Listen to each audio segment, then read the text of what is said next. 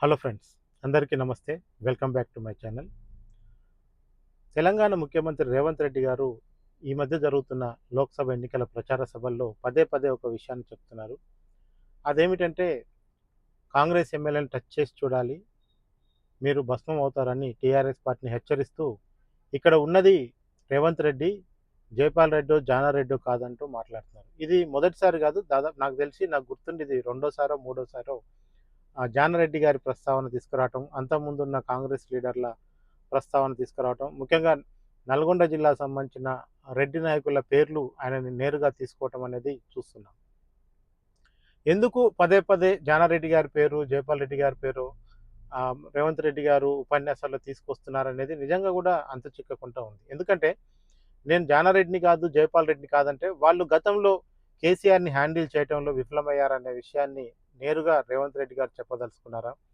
అంటే కేసీఆర్‌ని హ్యాండిల్ చేయడంలో విఫలమవడమే కాకుండా కేసీఆర్‌కి పరోక్షంగా ఏమైనా జానారెడ్డి గారు, జైపాల్ రెడ్డి గారు మద్దతిచ్చి ముఖ్యమైన అంశాల్లో, కీలకమైన సమయాల్లో సైలెంట్‌గా ఉండిపోయారనుకుంటున్నారా?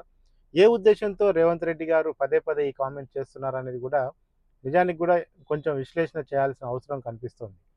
ఎందుకంటే తెలంగాణ ఉద్యమ సమయంలోనూ, ఆ తర్వాత తెలంగాణ వచ్చిన తర్వాత కూడా జానారెడ్డి గారు లాంటి కీలక నేతలు, ముఖ్యంగా బిల్లు సమయంలో జైపాల్ రెడ్డి గారు లాంటి వాళ్ళు చాలా కృషి చేశారు ఢిల్లీలో అని చాలాసార్లు రేవంత్ రెడ్డి గారు కూడా చెప్పినట్లుగానే నాకు గుర్తుంది. అట్లాగే తెలంగాణ విషయంలో అంతకుముందు కాంగ్రెస్ పార్టీ అధికారంలో ఉన్నప్పుడు కూడా తెలంగాణ విషయంలో జానారెడ్డి గారు ఎన్నోసార్లు ఢిల్లీకి వెళ్ళి సోనియా గాంధీతో కూడా మాట్లాడిన అంశాన్ని కూడా మనం చూడొచ్చు. మరి ఎక్కడ జానారెడ్డి గారు, జైపాల్ రెడ్డి గారు ఎక్కడ విఫలమయ్యారని రేవంత్ రెడ్డి గారు పదే పదే వారి పేరు తీసుకుంటున్నారు? అంటే మీరు గనుక కాంగ్రెస్ పార్టీని టచ్ చేస్తే నేను ఊరుకోను. ఊరుకోవటానికి నేను జానారెడ్డినో, జైపాల్ రెడ్డినో కాదనటం వెనకాల వారి అసమర్థత ఏదన్నా బయటపెట్టే ప్రయత్నమో, లేదంటే దాన్ని గుర్తు చేసే ప్రయత్నం రేవంత్ రెడ్డి గారు చేస్తున్నారా? లేదంటే వారెక్కడైనా కాంప్రమైజ్ అయ్యారా కేసీఆర్‌తో?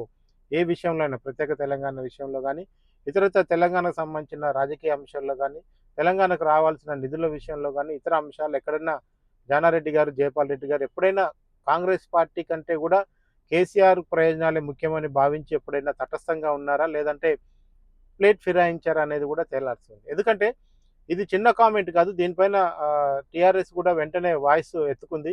వాళ్ళ పత్రిక నమస్తే తెలంగాణలో వరుస కథనాలు రాయిస్తూ వస్తుంది. అంటే ఎందుకు జానారెడ్డిని, జైపాల్ రెడ్డిని ఎందుకు డిజోన్ చేసుకుంటున్నారు? లేదంటే ఎందుకు వారిని ప్రస్తావన తెస్తూ కేసీఆర్ గనక ఎలాంటి ప్రయత్నం కాంగ్రెస్ పార్టీని లేదా కాంగ్రెస్ ప్రభుత్వాన్ని కూల్చే ప్రయత్నం చేస్తే ఇక్కడ హైటెన్షన్ వైర్ ఉంది. దాని పేరు రేవంత్ రెడ్డి అని. పక్కనున్న ట్రాన్స్‌ఫార్మర్‌ల పేరు కోమటిరెడ్డి వెంకటరెడ్డి, కోమటిరెడ్డి రాజగోపాల్ రెడ్డి అని నిన్న మొన్నటి సభల్లో కూడా చెప్తున్నారు. ఒకవైపు నల్గొండ జిల్లా రెడ్డి నాయకులని తనతో పాటు సమానంగా సీఎం స్థాయి అవకాశాలు ఇస్తున్న రేవంత్ రెడ్డి గారు, ఆ జిల్లా నుంచే కొన్ని దశాబ్దాలుగా ప్రాతినిధ్యం వహిస్తున్న జానారెడ్డి గారిని డిజోన్ చేసుకుంటున్నారా?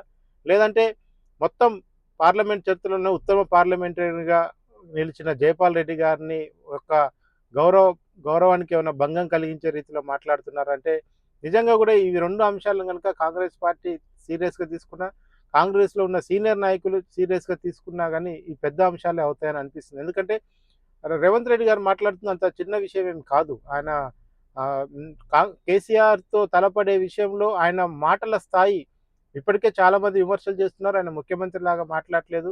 ఇంకా పీసీసీ చీఫ్ లాగానే మాట్లాడుతున్నారు. ముఖ్యమంత్రికి పదవిలో ఉండాల్సిన గౌరవమైన పదాలేవి ఆయన నోటి నుంచి రావట్లేదని చెప్తున్న సమయంలోనే అటు కేసీఆర్‌ని విమర్శించటంలో కాంగ్రెస్ పార్టీకి పెద్ద ఇబ్బంది ఏముండదు.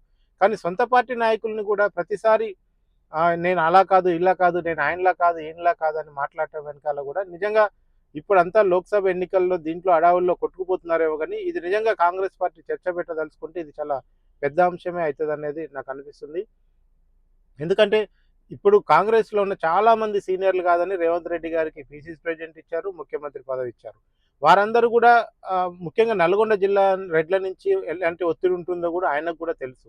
రేపు పార్లమెంట్ ఎన్నికల తర్వాత రేవంత్ రెడ్డిని సీట్‌లో ఉంచకుండా ఉండడానికి చేస్తున్న ప్రయత్నాల్లో కాంగ్రెస్ లీడర్లు ఉంటారని కూడా వార్తలొస్తున్నాయి. అంటే సొంతంగా కాంగ్రెస్ పార్టీ నాయకులే తనకు నష్టం చేస్తారు, మోసం చేస్తారని ఆల్రెడీ రేవంత్ రెడ్డి గారు ఫిక్స్ అయ్యారా?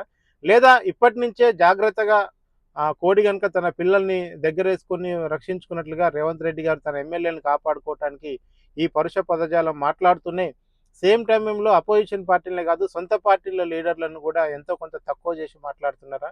ఇవన్నీ కూడా ఇంకా రాను రాను రోజుల్లో ఈ మాటల యుద్ధం ఇంకా పెరిగే అవకాశం ఉంది. దీనిపై కాంగ్రెస్ పార్టీలో ఈ రోజుకైతే ఎలాంటి పెద్ద క్రమశిక్షణ చర్యలు, విచారణ జరిగే పరిస్థితి అయితే కనపట్లేదు గానీ, పార్లమెంట్ ఎన్నికల తర్వాత ఇది కూడా రేపు రాబోయే అసమ్మతికో, రేపు ఇంకా ఎలాంటి మనస్పర్ధలు పెరగటానికో ఇప్పుడు రేవంత్ రెడ్డి గారు చేస్తున్న కామెంట్లు కూడా మునుముందు ఇవన్నీ కూడా దోహదం చేయడానికి అవకాశం అయితే కనిపిస్తుంది. Thank you friends. Thank you watching this video.